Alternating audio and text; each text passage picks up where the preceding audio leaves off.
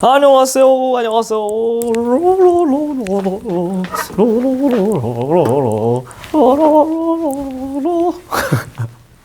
안녕하세요. 자, 시간이 별로 없습니다. 빠르게 할 일들이 많아서, 하지만 할 일들이 많지만 또 짬짬이 시간을 내서 또 찍어봐야죠. 자, 12강 수능 완성 12강으로 왔습니다. 자, 가보도록 합시다. 자, 여기도 제가 지금 아직 그 영상 바로 정리 영상 찍고 거의 짤짤이로 찍는 거라 답이 지금 체크가 안 돼 있는데 업데이트 하겠습니다. 1번에 5번, 그 다음에 얘도 왜 4번이 아래로 가 있지? 4번에 3번, 그리고 6번에 1번, 그리고 7번에 5번, 뭐 이 정도. 자, 바로 가보도록 할게요.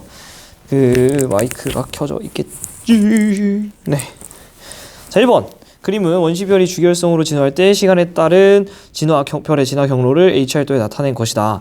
자, 지금 이거는 원시별에 있는 애들, 그리고 원시별이 지금 일엠선, 항상 어려우면 우리가 아는 것부터 일엠선, 이게부터 태양이죠. 태양 질량과 동일한 친구가 지금 주기율성으로 왔더니 표면 대충 한 5,800, 6,000의 광도 1, 태양 기준이니까 요 지점으로 오는, 태양이 지금 오는 데는 약 10의 6승, 그런데 10의 7승은 안 써있잖아요. 그러니까 태양은 주기율성이 되는 데까지 10의 6승에서 10의 7승년 정도 걸린다. 그러니까 10, 100, 1000만, 10만, 100만 년에서 1000만 년 사이, 100만 년에서 1000만 년 사이, 1000만 년 사이라는 거를 약간 알아두셔도 나쁠 거 없을 것 같아요.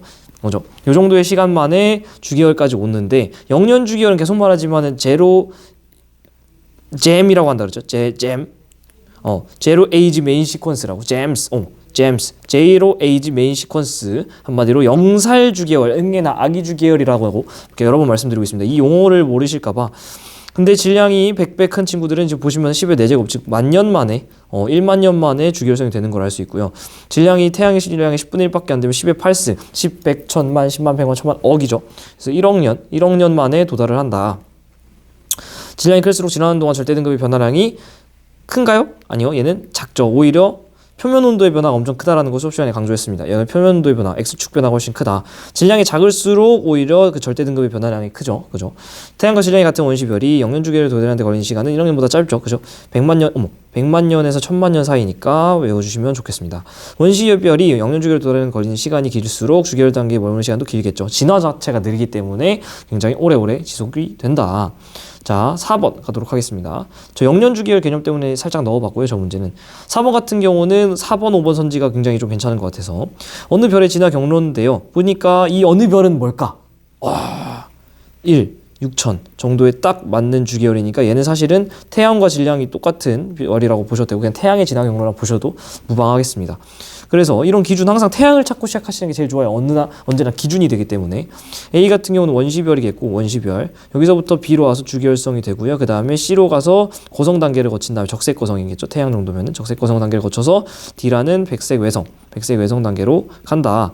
자, 여기서 우리가 공부를 얼마나 잘했나 한번 체크. 원시별에서 주기율로 가는 요 단계에서는 주된 에너지원이 중력, 수축 에너지고요. 주기율 단계에 있는 동안엔 주된 에너지원이 중심핵, 수소 핵융합 반응이고요. 그렇게 가는 동안은 디테일한 과정은 여러분들이 복습 잘 하셨어야 되는데, 포인트 자체는 중심부에서 수소를 쓰고 헬륨을 만드는데, 어느 순간에는 수소를 다 써버리고 헬륨만 남아있기 때문에 중심핵은 헬륨핵이 수축하고, 외부는 팽창하기 때문에 중심핵의 온도는 점점 높아지지만 외부는 팽창해서 표면 온도 자체는 낮아져서 오른쪽으로 애들이 이렇게 이동하는 거. 그래가지고 결국에는 헬륨 핵이 1억 켈빈은 몰라도 되지만 어쨌든 간에 헬륨 핵융합 반응을 할 수 있는 단계가 되면은 헬륨을 쓰고 해코, 탄소랑 산소를 만들어내는 과정이 일어나고요. 제일 끝 단계에선 결국엔 중심에는 탄소랑 산소만 있는 그런 상태의 별이 되는 게 마지막 엔딩이다. 그게 바로 딱 요 모양인 거죠. 딱 왼쪽에 있는 태양 정도 질량의 모양, 딱 요런 마무리가 되는 거죠. 그 상태로 이제 날려 먹으면은, 외부가 불안정하니까 외부를 날려 먹으면은 행성상 성운이 된다 그랬고요. 여러 번 말씀드리지만 행성상 성운은 이 그림 전체가 행성상 성운이 아니고 이 외부만 행성상 성운이에요. 중심에 딱 박혀있는 이 별 하나는 백색 외성이라는 거, 이거 되게 중요합니다. 바로 다음 문제가 아니고 8번에도 나와 있는데, 8번에 있는 그 고리 모양은 행성상 성운이고, 이렇게 있는 점 가운데 박혀있는 점이 백색 외성이에요. 이 그림 전체를 행성상 성운이라고 하는 건 아니다. 그건 좀 조심하셔야 됩니다. 그래서 A일 때 중심에게 수생률, A는 원시별인데 어떻게 벌써 해? 주기율 단계 1때 가능한 거죠. A, B, D부터 B에 머무르는 시간이 가장 짧다. A 주기율 단계는 인생의 90% 10%가량을 보낸다니까. 그쵸? B에서 C로 진화하는 동안 중심 온도는 대체로 높아진다라고 했어요. 중심 헬륨 핵이 수축하면서 온도가 높아진다. 외부라고 만약에 표면 온도라고 물어보면은 표면 온도는 감소하고 있죠. 표면 온도 감소하는 거는 지금 이 Y축 상에서도 이 그래프 상에서도 X축이 오른쪽으로 가는 걸로 알 수 있습니다. C일 때 중심부에서 헬륨으로 이루어진 핵이 아니고 C일 때는 딱 이렇게 생긴 아까 보여드렸던 것처럼 태양 정도 질량이면 엔딩이 이런 식으로 일어난다 그랬죠. 그래서 중심에 탄소랑 산소가 있는 핵이 존재를 한다. 그래서 헬륨으로 이루어진 핵이 아니고 요거 좀 체크해 주시고 좀 약간의 디테일이라서 5번이 전 개인적으로 여러분이 꼭 아셔야 된다고 생각을 해요. A부터 D로 진화하는 순간 A부터 D로 해서 전체 진화하는 동안 별의 질량이 거의 일정하게 유지되지 않고요. 질량은 점점 어떻게 될까? 질량은 점점 감소합니다. 왜 그럴까? 그쵸. 뭐 여러 가지 대답을 해주시고 계실 텐데 전 들려요. 일단 기본적으로 행성상 성운이라는 단계에서 애가 외부로 이게 물질을 날리는 거잖아요. 우주 외부로. 그러면 내가 갖고 있던 걸 날려버리는데 질량이 일정하게 유지될 리가 있냐? 없다라는 거죠. 그리고 제일 중요한 거. 중심부에서 계속해서 핵융합 반응이 일어나죠. 핵융합 반응의 기본적인 거는 애들이 이만큼의 질량을 때려 넣었을 때 이만큼의 질량이 그대로 나와요? 아니. 정말 미세하지만 질량이 약간 줄어든 채로 나온다고. 그럼 그 줄어든 질량만큼 에너지가 생성되고 있잖아요. 한마디로 이 핵융합 반응에 의해서도 지속적으로 에너지가 줄고 있고요. 여러분이 한 번쯤은 들어봤을 오로라라던가 델린저 현상 이런 걸 들어봤을 거예요. 그런 건 다 이제 어떤 천체 항성풍에 의해서 유발되는 건데 이 항성풍이 뭐냐면 항성은 행성과 달리 행성은 계속 이제 항성 주위를 도는 거예요. 우리가 흔히 말하는 별은 항성인데 항성은 왜 항성이냐면 항상 빛나는 천체라서 항성이라고 하는 거예요. 행성은 항성 주변을 계속 돌아다니기 때문에 단일 행자를 써서 행성을 쓰는 거고 근데 항성에서는 계속해서 뭔가 이게 에너지를 내니까 이렇게 막 바람은 아니죠. 엄밀히 말하면 어떤 굉장히 그 고온의 입자들이 막 날아와요. 푹 하면서 날아와요. 근데 그 항성풍이 우리 지구까지 도달을 하면은 그 지구에 도달을 했을 때 그 대전 입자들이 이거 막 극지방을 얻어 때린단 말이죠. 그러면 그때 막 빛이 나는 거. 그게 바로 오로라고요. 그게 엄청나게 심하면 결국엔 우리 전파 통신까지도 방해하기 때문에 그걸 델린저 현상이라고 합니다. 어쨌든 간에 입자들이 날아온다라는 건 질량이 계속해서 줄고 있다라는 거고 그리고 사실은 솔직히 말하면 이 항성풍은 우리 교육과정에서 약간은 애매할 수 있지만 우리 교육과정 내에서 엄연하게 대답할 수 있는 거는 중심핵에서 핵융합 반응이 일어나기 때문에 지속적으로 미약하지만 질량이 줄고 있고 그렇기 때문에 애가 빛을 내고 광도가 존재하는 거잖아요. 몇 초당 어떤 에너지를 내고 있는. 그리고 행성상 성운 같은 경우에는 태양 정도 질량 뿐만 아니라 만약에 질량이 커지면 중성자별 블랙홀로 갈 때 그 바로 직전 단계가 초신성 폭발 빵 터지잖아요. 질량을 다 우주 공간으로 날려버린단 말이죠. 그러니까 이런 진화 과정 속에서 별의 질량은 일정하게 유지될 수가 없다라는 거. 오히려 계속 줄고 있다. 연료를 소모하고 있으니까. 중요한 포인트니까 꼭 체크를 해주시길 바라고요. 그리고 6번 같은 경우는 이런 식으로 우리가 알고 있는 거를 도식화해서도 나올 수 있다라는 거.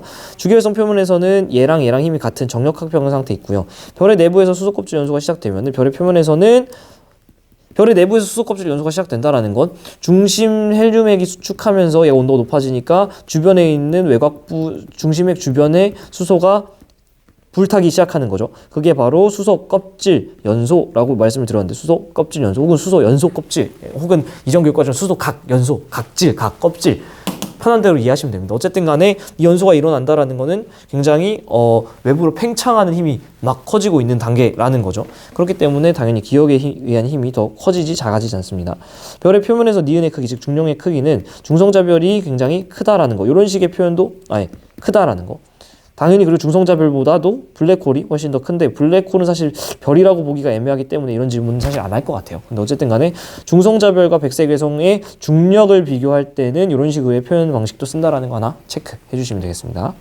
자, 그 다음 7번 이 그래프는 그냥 보자마자 바로바로 튀어나와야 되는 건데요. 기억이 PP 반응에 의한 에너지 생성이고 니은이 CNO고 우리는 안 봐도 압니다. T0는 약 1800만 켈빈인 거 외워주셔야 되고 태양은 어디?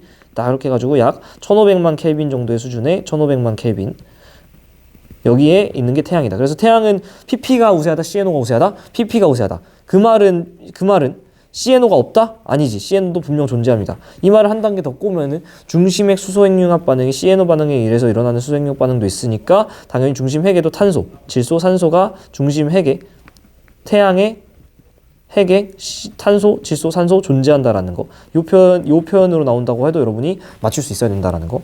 기억은 CNO 순환 반응이 아니고 pp고요. 태양의 중심의 온도는 T0보다 낮은 즉 1500만 켈빈이고 T0는 1800만 켈빈이었고 별의 중심부에서는 니은에 의한 생성률 즉 CNO에 의한 생성률이 높으면 대류액이 생성될 수 있냐. 이거 중요하다 그랬죠.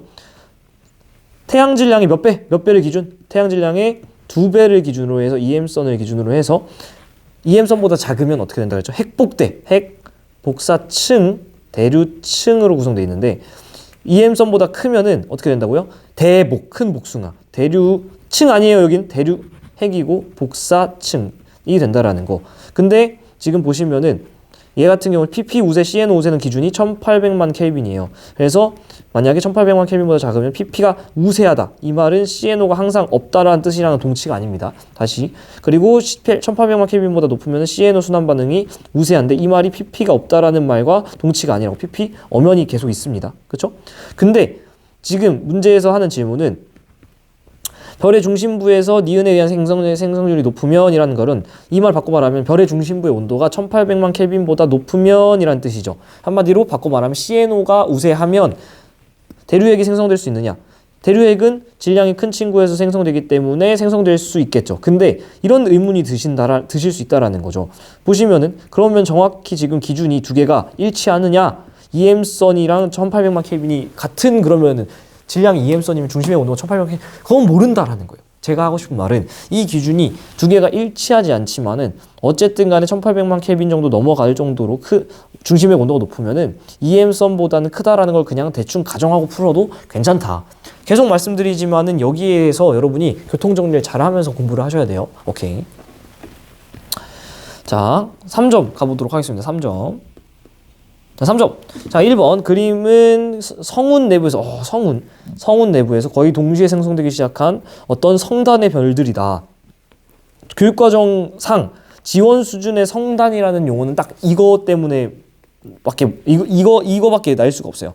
성단이라는 건 뭐냐면 우리가 별에 처음에 배울 때 별의 생성이 별들과 별들 사이에 있는 물질, 즉 성단 물질에서부터 비롯된다고 말씀드렸었고, 그리고 걔네들이 고르게 분포하고 있지 않기 때문에 그 기체 덩어리, 99% 기체라고 했죠. 걔네가 뭉쳐드는데 그걸 성운이라 그랬고, 거기서 더 뭉치면은 구형으로 뭉쳐들 수밖에 없잖아요. 그래서 원시별이 만들어지는데, 성단은 뭐냐면 이 엄청난 구름덩어리에서 애들이 수축하면서 만들어지는데 그 엄청난 구름덩어리에서 별이 하나만 만들어질까? 아니라고. 질량 작은 별도 만들어지고 적당한 별도 만들어지고 큰 별도 만들어져요. 그러니까 이 성운에서 하나의 성운에서 수많은 별들이 태어나거든요. 그거를 그 별의 집단이라 그래서 성단이라고 하는 거예요. 성단. 그러니까 이 성단에서는 성단이라는 말이 나오면은 무조건 이거를 외워주시면 돼요. 성단이라는 건 특징은 이 성단에 속한 모든 별들의 나이가 같아요. 모든 별들의 나이가 같다. 이 말을 쓰고 싶어서 성단을 내는 겁니다. 이 말 이거 꼭 별표 쳐서 꼭 기억을 같이 해놓으세요. 성단을 지원 수준에서 낼 때는 무조건 모든 별이 태어난 순간이 동일하다라 가정을 해요. 선생님, 동일한 성운에서 수축한다고 선 치더라도 얘는 먼저 좀 수축해서 얘는 좀 질량 작은 애는 좀 먼저 이렇게 별이 될 수도 있고. 아니지. 속도가 빠르니까 질량이 큰 애가 먼저 별이 되겠죠.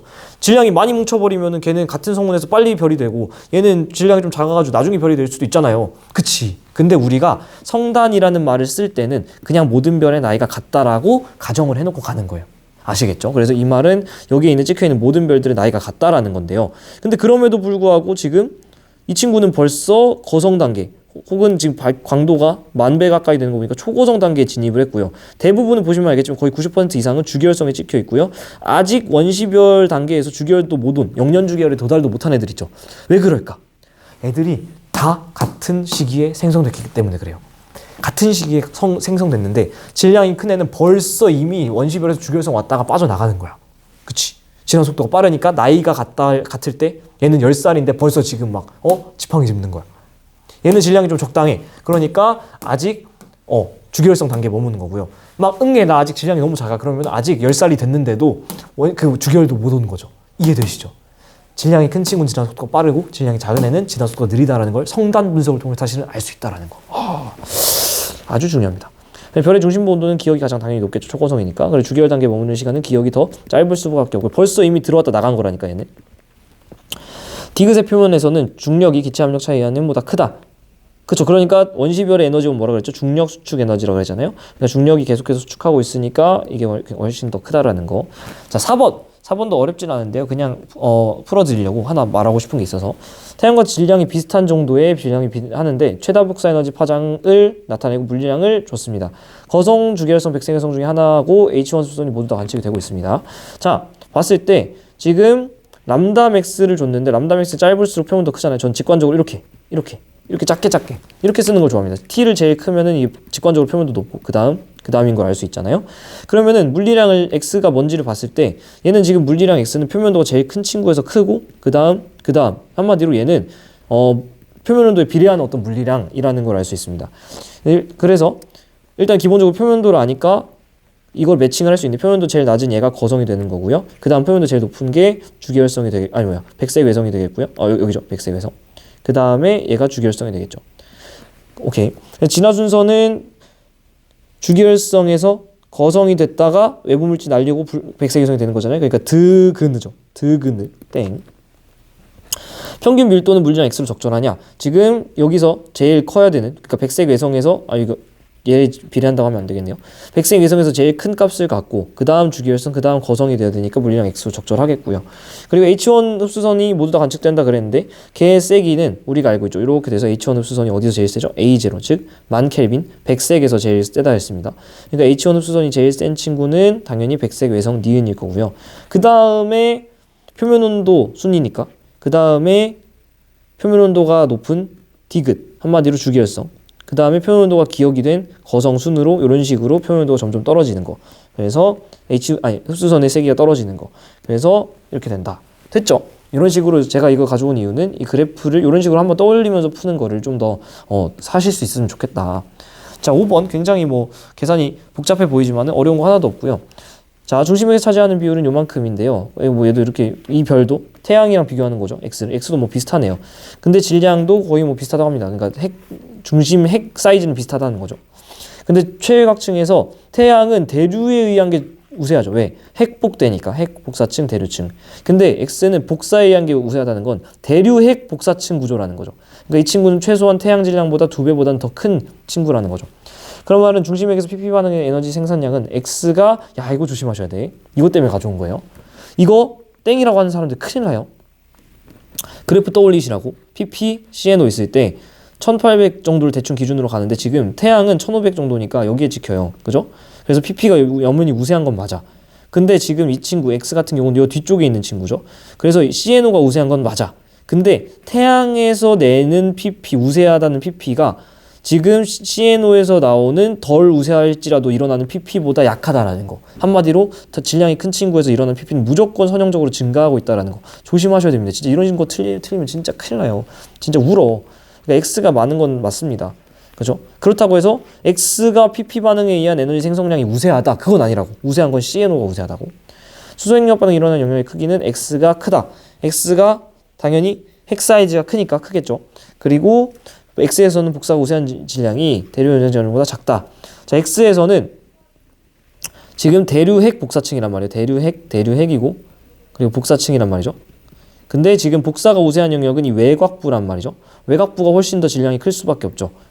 왜냐면은 기본적으로 0.25 그러니까 한 4분의 1이죠.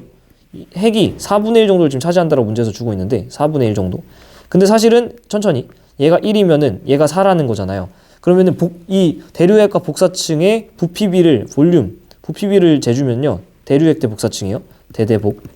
그러면은 1의 세제곱 대 4의 세제곱한 전체 질량에서 1의 세제곱 걸 빼줘야 되잖아. 얘가 압도적으로 크다라는 거. 압도적으로 큽니다. 이건 단면이니까 사실 몇 배 차이 안 나 보이지만은 1대 255네요. 1대 255가 된다라는 거.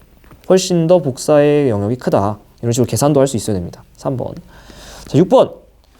자, 그림은 두 별을 질량이 같은 두 별인데요. 질량이 같은 별인데 얘는 거성 단계고요. 써놔야지. 얘는 행성상승 직전. 그러니까 거의 얘는 갈 때까지 간 거죠.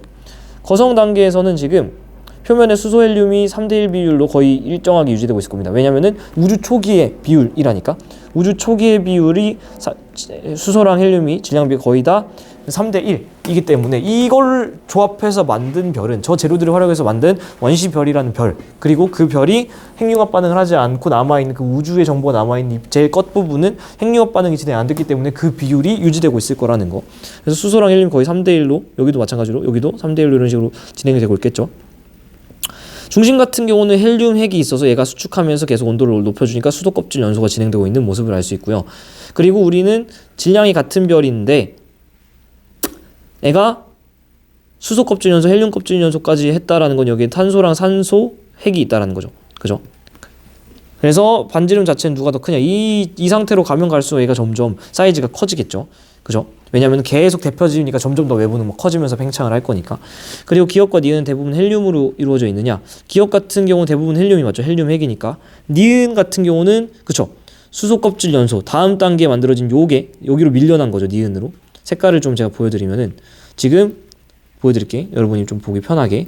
맨 처음에 있던 수소 헬륨 여기 있는 거고, 그 다음 단계에 만들어진 수소 껍질 연소 이렇게 되는 거고, 그 다음에 이 기역, 얘 헬륨 핵이죠. 헬륨 핵이었던 애가 여기로 밀려나고, 그 다음 단계에 여기 헬륨 껍질 연소가 있고, 그 다음 제일 가운데에서 지금 그 헬륨 핵융합 반응에 의한 탄소랑 산소가 만들어진 탄소 산소 핵 이렇게 있는 거죠. 이런 식으로 지금 이 층층이 여러분이 단계별로 이해할 수 있어야 된다라고 제가 여러 번 강조하고 있습니다. 이 단계별로 이해하시게 계속 복습을 하고, 이거 문제를 가져온 이유는 이 자료 자체가 굉장히 좋기 때문에 연습하기. 그래서 연습 꼭 하시라는 뜻입니다. 그래서 대부분 헬륨 맞고요. 그래서 여기서는 탄소 핵융합 반응이 일어나지 못하고, 탄소 핵융합 반응이 일어나면 다시 이 탄소 껍질 연소가 있으면서 그 중심에 흐핵, 핵호, 그 다음에 탄소 연소가 있었으면 네온과 마그네슘이 만들어지는 층이 있어야 되는데 걔가 지금 보이지 않는다. 그러니까 탄소 핵융합 반응은 아직 하지 못하고 있다. 태양 정도의 질량이라고 봐야겠네요. 그러니까 요거는 요거 단면을 좀 더 구체화한 그림이다. 그래서 개인적으로 저는 이 6번의 자료가 굉장히 좋기 때문에 여러분이 이 6번 자료를 꼭 단계별로 분석하시는 연습을 하셨으면 좋겠다. 자, 그래서 수능 완성 12강까지 끝났고요. 네, 다음 영상에서 또 봅시다. 빠바 안녕.